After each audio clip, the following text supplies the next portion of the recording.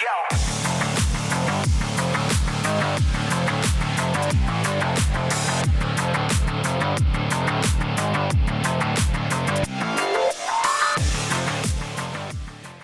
What's up, guys? I'm Code Gray. Welcome to the channel. So you want to start a YouTube channel, huh? Even worse, you want to be a moto vlogger? Well, let me give you some of the reasons why I decided to start my channel. So you've decided that you want to start this grueling, painstaking journey. I'm just kidding. It's a fun journey. Okay, there is a little bit of truth to the grueling and painstaking part, but I'd say 85% of that is just mainly fun. All right, before we jump into some of those reasons, let me go back a ways to when I actually started riding a motorcycle 7 years ago now. At that point, I had absolutely no intentions of doing a YouTube channel, motovlogging, any of that stuff. Actually, I was asked if I was going to back then, by my family, and my answer was hell no. I absolutely had no intentions or want to start a channel. Now, of course, I knew about motovlogs back then because about a year, maybe a year and a half before I decided to take the plunge and get my license, I started consuming a lot of motorcycle content, reading up on stuff and watching a ton of YouTube. Yeah, I watched a ton of videos, how to get your license, the best way to sign up for the MSF course, tips and tricks that you should know for the MSF course, anything to make it a little bit easier. Now, I'll also say that back at that time, I was undecided on what kind of bike I wanted to ride, because I've stated before that, I like sport bikes, obviously, and I like cruisers too, and I wasn't 100% sure what I was going to get after I got my license. I figured that, what kind of bike I rode in the MSF course would probably play a part in the decision I make, maybe a little part. I wasn't sure yet. Yeah, so really most of the moto vlogs and stuff that I consumed back then was just, how-to things, tips and tricks, and it wasn't a lot of, your standard moto vlogs, like I do and a lot of the other guys do. So needless to say, I took the MSF course, got my license, and I think I also said before in my MSF course, I ended up riding a dual sport. I didn't get a chance to ride a cruiser, the little Honda Rebels they had back then, and I think that upright position on that dual sport kind of made me lean toward a more upright position, which led me to my first bike, which was more of a naked sport bike. Well, since I went ahead and decided to go the sport bike route, my interest in watching motorcycle content on YouTube was still very high. I'm a new rider, I was a new rider. I really wanted to consume as much as I could, really excited about it. So since I leaned toward the sport bike stuff, I tried to consume as much sport bike stuff as I could find.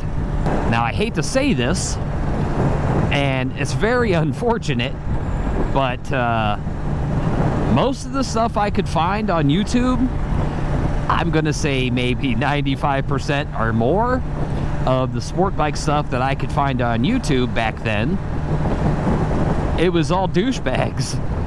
Sport bike dudes doing douchebaggery. Sorry to anybody, not to offend anybody, but hey, it's the truth. And unfortunately, I won't say it's as high now as it was back then, but that type of content is still pretty high when it comes to sport bike dudes. Oh, I'm getting close to my destination. We're gonna have to take a quick break. I just got off of work. I'm going the long way home, and I'm stopping for a coffee. Yeah, no bars are open after I get off work, guys. I can't stop for a beer. For me, it's coffee or nothing else. So I'm gonna pull in up here, get my coffee, and we'll pick this up after I get done. All right, coffee has been had. Even had a blueberry muffin with it, which hit the spot. But enough of that. Let's get back to the topic. Now, what was I talking about? Oh, that's right. Massive amounts of douchebaggery. That's what it was. Now, not all the channels that I watched back then, you know, did the nonsense. I mean, there was a couple of the bigger channels that I used to watch back then that wasn't too bad. One was bakerxderek. He was a sport bike guy. I mean, he still puts out videos today. He's still a big channel. But he really doesn't do a lot of the nonsense. And another one was Suburban Delinquent. Now, Suburban Delinquent, he really didn't do a bunch of stuff, crazy stuff. I will say he definitely enjoys his wheelies, but he usually did those on back roads with not a lot of traffic around. But yeah, he's a wheelie maniac for sure. So yeah, not all of them were really bad. It's a little bit better today as far as like that percentage of guys that ride sport bikes that aren't out doing crazy stuff. Actually, one of the ones I want to give a shout out to that I watch all the time, sport bike guy who's not out doing crazy douchebag stuff, is the Rhythmic Biker. And congratulations on your 1,000 subs, man. But yeah, watch him all the time. That being said, I'm not saying that none of us get out and get a little frisky or act up from time to time. I mean, we're bikers. We do. All of us do. Not to insane levels, but we all do it. You know it. I know it. We all do it. I'm going around you.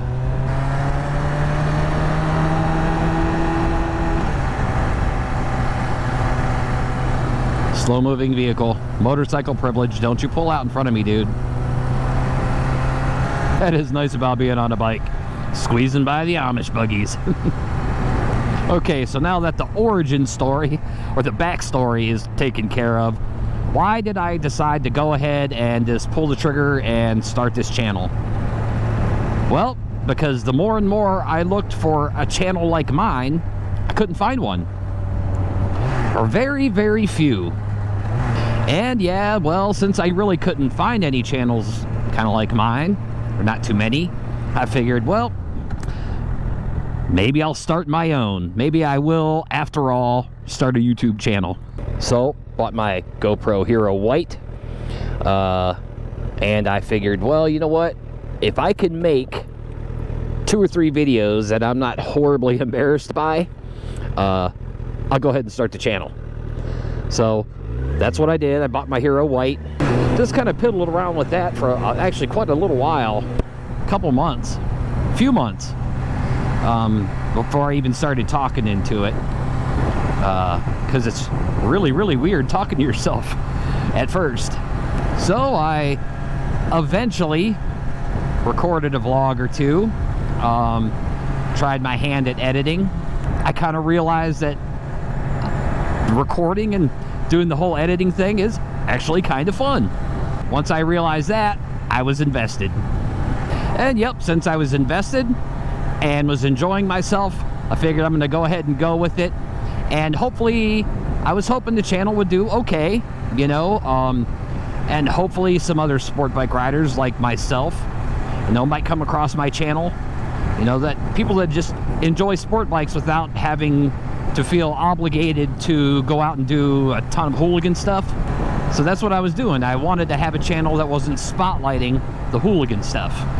And like I said, we all do a little hooligan stuff here and there. And even though I may do a little bit from time to time, I had no intentions of focusing that on my channel. Yeah, I may show a little bit here or there, but that's not the focus of this channel. There's plenty of other channels that focus on those kind of things. So yes, I decided to start a YouTube channel on moto vlogging on a sport bike that I'm not doing hooligan crap on. So who am I going to appeal to? Well, I'm not going to really appeal to the cruiser crowd a whole lot because I don't have a cruiser. Am I going to appeal to the larger portion of the sport bike guys? Nope. Not them either. Because, unfortunately, like I said, a lot of those guys are looking for hooligan crap on YouTube. Now, did I know that it was going to be a struggle trying to get my channel to grow? Yes. Yes, I knew beforehand the type of channel that I was creating, it was going to be a struggle to really grow this channel. I'll be honest with you though, I didn't realize how high that hill is to climb though, to be honest. It just, it's more of a struggle than I expected. But it's still a lot of fun. Yes, I'm growing very, very slowly, but I'm having fun while I'm doing it, so that's the main thing. Would I like to have some more subscribers and more views? Sure, we all would. But as long as I'm having fun, I won't focus on that. I won't worry about it too much. I'm not a analytics kind of guy, you know. I look at them once. Whenever I upload a video, I'll pop over to my analytics for about 2 minutes, just gloss over real quick, and then I move on. That's all I ever look at them. So no, it's not the main focus of this channel. The main focus of this channel is just so people can get out on YouTube and realize that, you know, you can go out and get the bike that you want. You can get any kind of sport bike you want. Leader bike, you know, 600cc, whatever. Doesn't matter. You can get whatever kind of bike that you really want to own without feeling obligated to act a certain way. You know, a motorcycle's a motorcycle. They can all do the same thing. Yes, some of them can do things a lot quicker than the other, or some tour better than the other. Each one has their own pros and each one has their own cons, but just because you get a certain kind doesn't mean you're obligated to fall within that crowd. You know what I'm saying? Yeah, so those are some of the main reasons I actually started my channel. I will tell you one very funny thing has happened because of the way I do my channel, because of the way I vlog. I'm kind of anal about audio quality, and kind of the same way about video quality too. I kind of really want everything to look really good, and I really want everything to sound really good. If you guys have gone back through my videos, you can tell how many mics I bought by now. But I want everything to sound really good. So a lot of the times, I will tend to take slower roads, because that gives me less wind noise. You can hear everything better. You're not listening to, you know, you're not listening to pop, pop, pop, pop, pop, you know, while you're listening to me, you know. So I tend to vlog on slower roads. I just get better video and audio quality because of that. Less camera shake, which when you can see it right now.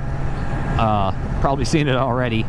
But because of that, I am now known as the 35 guy.